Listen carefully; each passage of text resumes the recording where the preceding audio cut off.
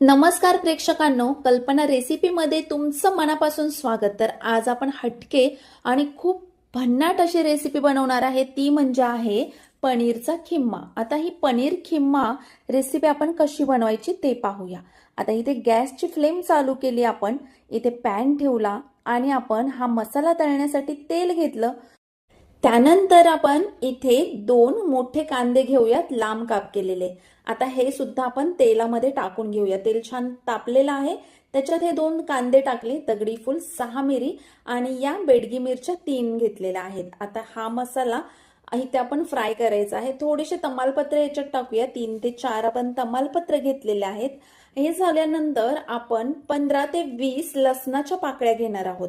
पण तुम्हाला जर थोडं कमी करायचं असेल, लसूण जास्त आवडत नसेल, तर तुम्ही 10 ते 12 घेऊ शकता। आता इथे 15 ते 20 मी लसणाच्या पाकळ्या घेतल्या आणि या मसाल्यामध्ये छान फ्राय करायला टाकल्या। मसाला छान थोडासा फ्राय झाला की याच्यात 5 ते 6 काजू घ्यायचे आपण, कारण ग्रेव्हीला ना घट्टसरपणा छान येतो आपल्या, त्यासाठी 6 आपण इथे काजू घेतलेले आहेत। आता हा मसाला छान फ्राय होऊन झाल्यानंतर शेवटी काय करायचं, कोथिंबीर घ्यायची आणि त्याची जी दांड्या असतात ना, त्या आपण मसाला फ्राय करतोय त्याच्यात टाकायच्या आणि पानं जी आहेत ना पुढची, ती नंतर रेसिपी वरती आपल्याला टाकायला, म्हणजे सगळी रेसिपी झाल्यानंतर आपण त्याचा वापर करणार आहोत। आता या दांड्यांची सुद्धा चव ना खूप छान लागते, म्हणजे मसाल्यामध्ये जर असं तुम्ही वापरलत ना, तर खरंच खूप धना पावडर टाकायची गरज नाही लागत आपल्याला आणि ना याची चव छान लागते। तर तुम्ही दांड्या वापरत जा अशा। आता इथे 2 मोठे आपण टोमॅटो घेतलेले आहेत, ते सुद्धा याच्यामध्ये छान फ्राय करून घ्यायचं। हा पूर्ण मसाला मस्त फ्राय झाला ना याच्यामध्ये एकसारखा, की थंड व्हायला ठेवायचा आणि हा आपण मिक्सर ग्राइंडर मधून बारीक करून घ्यायचा आहे।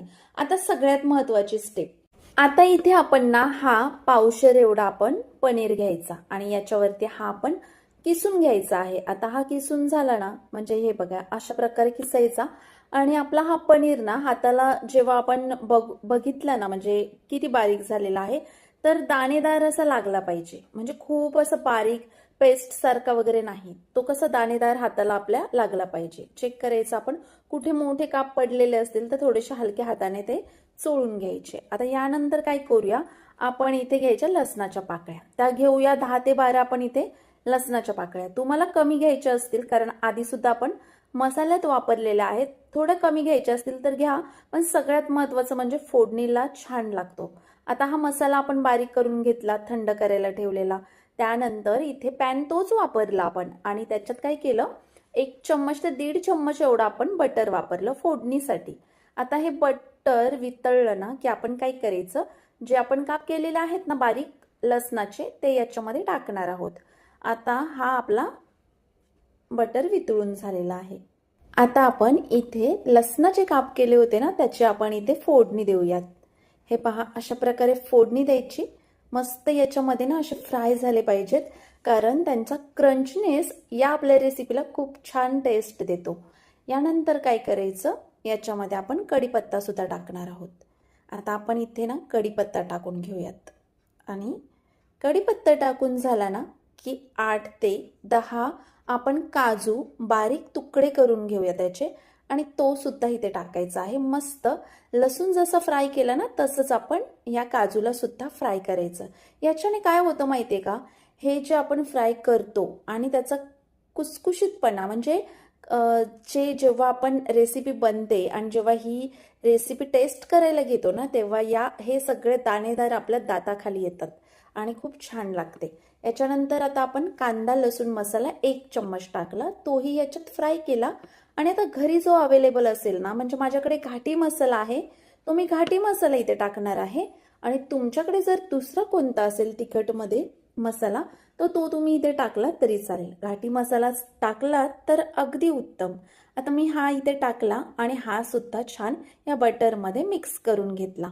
आता याला छान ना तेल सुटल्यासारखं बघा येत आहे, तुम्हाला दिसतच आहे बघा, चटणीला सुद्धा त्याच्याने ना मस्त चव येते। आता इथे आपण सगळ्यात महत्त्वाची स्टेप म्हणजे पनीरचा जो आपण किसून चुरा करून घेतलेला होता दाणेदार असा, तो इथे टाकून घ्यायचा आहे सगळा आणि या मसाल्यामध्ये आपण हा छान मिक्स करून घ्यायचा आहे। चला तर आता आपला टाकून झालेला आहे आणि आता आपण काय करूया माहितीये का, हे सगळा मसाला एकसारखा मिक्स करूया. आता आपण यानंतर काय करायचं, चवीनुसार याच्यामध्ये मीठ टाकणार आहोत. मसाला आपला एकसारखा मिक्स झालेला आहे. चवीनुसार आपण याच्यामध्ये आता मीठ टाकून घेऊयात. आणि यानंतर सगळ्यात महत्त्वाची स्टेप म्हणजे जो आपण मिक्सरमध्ये बारीक करून घेतलेला होता आधी सुरुवातीला, जो कांदा लसूण आपण जो दगडी फूल वगैरे वापरून जो मसाला केला होता ना, तो याच्यामध्ये टाकून घेऊयात. तो सगळा मसाला आपण याच्यात टाकणार आहोत. म्हणजे आपण टॅमॅटो सुद्धा वापरले. सगळं मी हे साहित्य आपल्याला डिस्क्रिप्शनमध्ये मेन्शन करणार आहे, तिथे जाऊन तुम्ही पाहू शकता. आता हा मसाला एकसारखा आपण याच्यामध्ये परतून घेऊयात आणि मिक्स करूया. आणि यानंतर आपण काय करायचं, आपल्याला ग्रेव्हीसाठी जेवढं पाणी लागणार ना तेवढं आपण याच्यामध्ये वापरायचं.